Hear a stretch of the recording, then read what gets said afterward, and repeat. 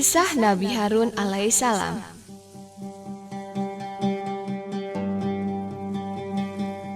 Nabi Harun alaihissalam adalah saudara sepupu dari Nabi Musa alaihissalam. Ia dilahirkan 3 tahun sebelum Nabi Musa alaihissalam.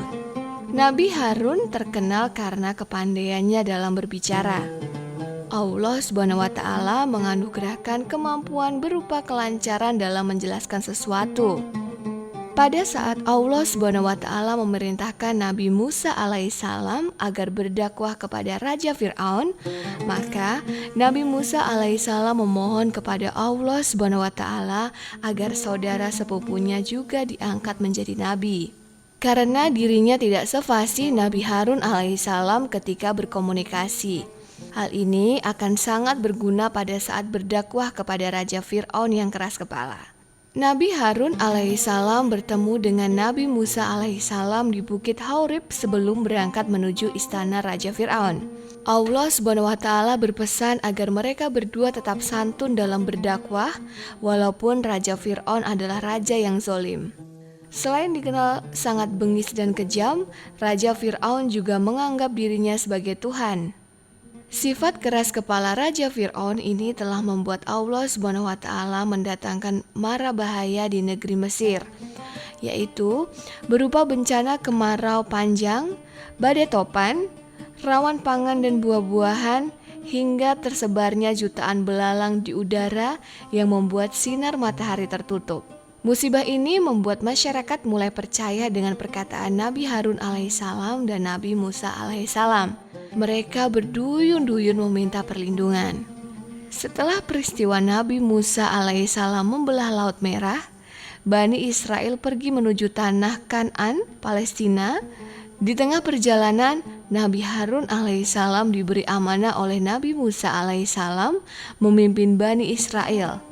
Karena Nabi Musa hendak pergi ke Bukit Sinai selama 30 hari untuk menerima wahyu kitab suci Taurat.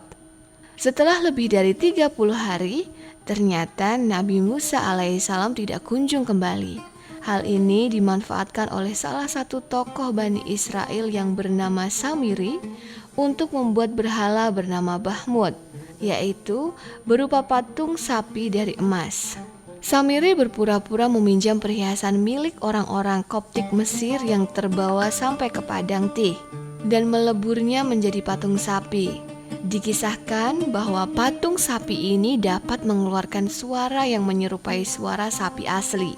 Karena Samiri telah melakukan jampi-jampi dengan memasukkan segumpal tanah yang dipercaya berasal dari bekas kaki kuda milik malaikat Jibril saat menenggelamkan Raja Fir'aun beserta pasukan ke laut.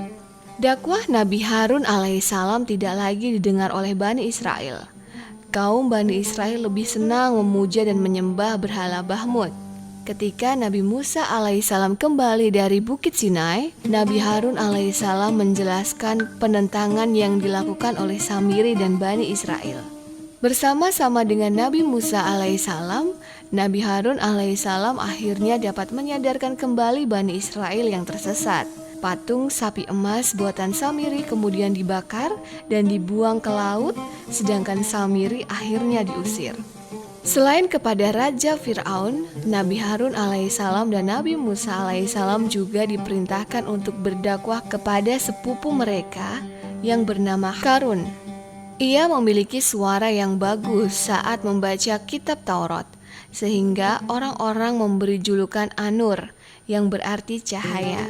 Qarun merupakan pengusaha Mesir yang makmur dan kaya raya. Rumahnya megah, budaknya banyak, hartanya berlimpah ruah, pakaian serta perhiasannya adalah yang paling mahal saat itu. Dikisahkan bahwa kunci-kunci gudang hartanya sangat banyak, hingga tidak mampu diangkat oleh orang-orang yang kuat tangguh.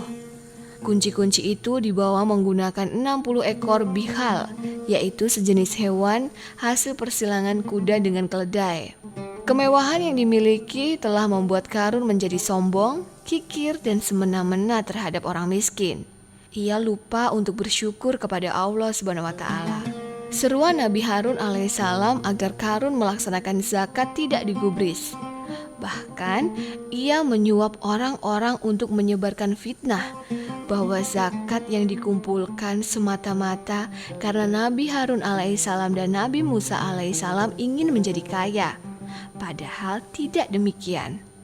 Hingga pada suatu hari, Karun menentang Nabi Musa alaihissalam beradu kemampuan doa. Dengan angkuh, Karun mengatakan bahwa ia telah dilebihkan dari Nabi Musa alaihissalam karena harta. Sedangkan Nabi Musa alaihissalam dilebihkan dari Karun karena kenabiannya. Nah, tantangannya adalah Karun harus mendoakan keburukan untuk Nabi Musa alaihissalam, dan Musa harus mendoakan keburukan bagi Karun.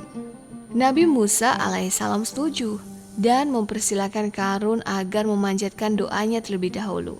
Setelah selesai, ternyata doa Karun tidak dikabulkan. Kemudian giliran Nabi Musa alaihissalam yang berdoa. Nabi Musa alaihissalam memohon pertolongan kepada Allah SWT agar bumi menenggelamkan Karun beserta seluruh harta pengikutnya. Oleh karena sikap Karun yang melampaui batas, maka Allah SWT mengabulkan permohonan dan doa Nabi Musa alaihissalam. Demikian kisah Nabi Harun alaihissalam dalam berdakwah bersama Nabi Musa alaihissalam. Semoga bermanfaat dan sampai jumpa.